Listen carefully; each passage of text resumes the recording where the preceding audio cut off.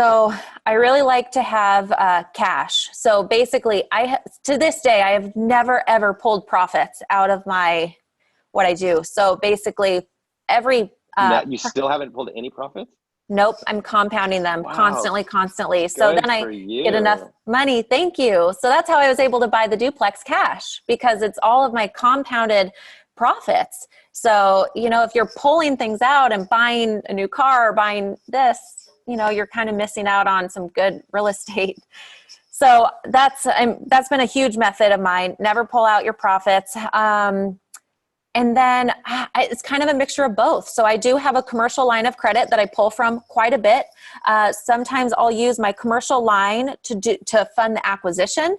My commercial lender, she will not fund the rehab. So that's where my cash comes in. So then I'll fund my own rehab. And then if I have enough money, usually I'll buy my rental, I'll buy my buy and holds with my cash, and then I'll do the refinance out to pull my cash back out after I've forced the value after my renovation. And then I'll usually take that money, and that becomes my new rehab money. And then I'll do a line of credit for the acquisition. It's usually a flip. I love it. I love it. So why do you think a lot of real estate investors don't talk line of credit? Because I know the it's not sexy, right? It's just a line of credit. There's no big check. You don't get to post it on Instagram. Why do you feel like a lot of real estate investors don't talk about it? Because I preach it a lot to my mentees here, and the people that I talk to regarding real estate. But it seems like everyone talks about the refinance and that part. But why does the line of credit, do you think, not have that much pizzazz or whatever?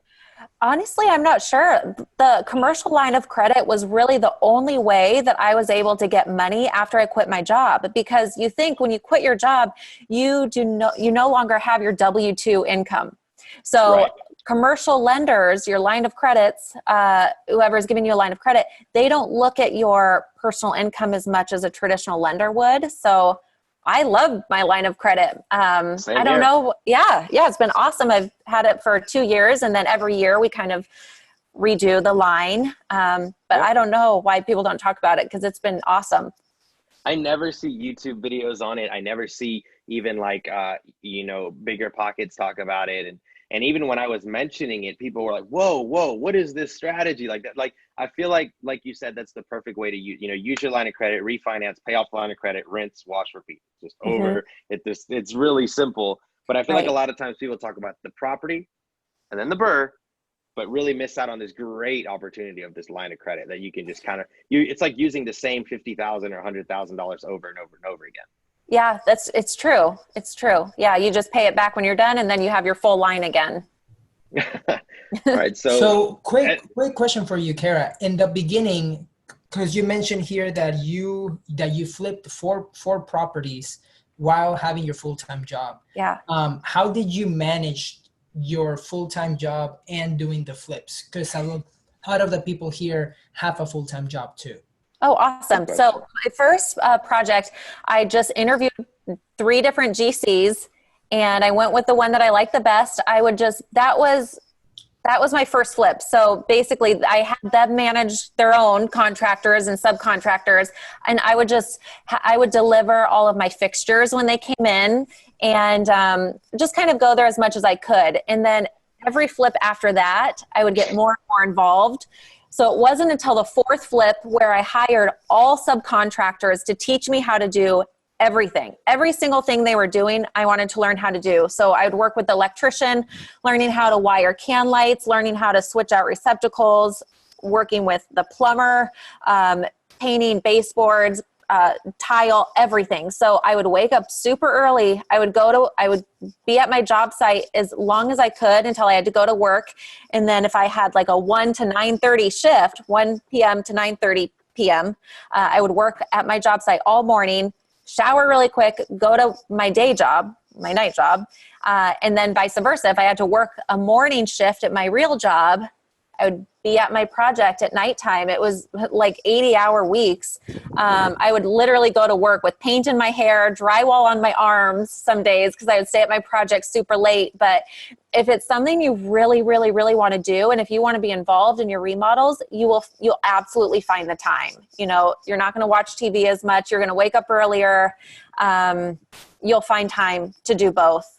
And that's what I did. And then it kind of got to a fork in the road where I was so tired and I could only do one or the other. And I thought, okay, I'm going to take this leap of faith and do this. I know that I like it. I know how the job sites work. I was very familiar at that point with real estate. So I took the leap of faith and I dove right in. After you quit your job, was there any time where you regretted or you didn't know if you made the right choice and what was going to come out of that? So the house that I was referring to where everything went wrong, that was the first house after I quit my job. Oh man. So I'm like, okay, great. I quit my job. Now I'm at the hardest house that I've ever done. It was a 1955 house and literally everything went wrong. We got shut down by the city for 4 weeks. Huge problem with my contractor. But I still never regretted diving in. I thought, okay, again, this was your choice. You dove in. You have to figure it out. There's there was no other way. And I think that's when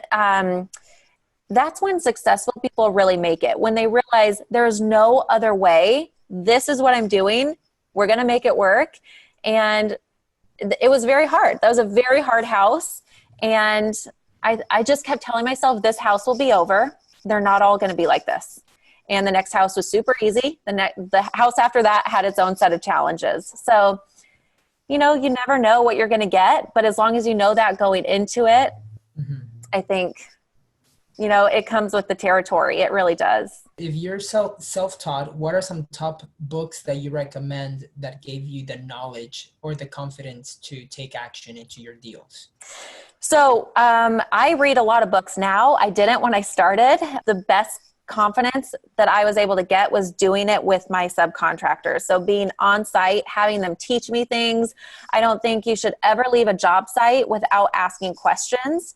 So if you see someone, if your electrician's there, ask him, hey, can you show me how to wire that receptacle? Or, even if your painter's there, hey, what's the best way to paint a baseboard? I hand painted baseboards in an entire house and I never knew how to before. So have them teach you how to change a door handle. Like, you should always be learning, and they're more than happy to teach you how to do it. So I think they actually really appreciate the fact that you want to learn what they're doing rather than just walking through saying, fix this, whatever. I think there's just a different level of respect when they know that you really appreciate their work and you're willing to do it too. There is another question here. Whatever the amount that you take out from the line of credit, do you pay it off as soon as you can and then you do it again for the next project, or how do you reuse it?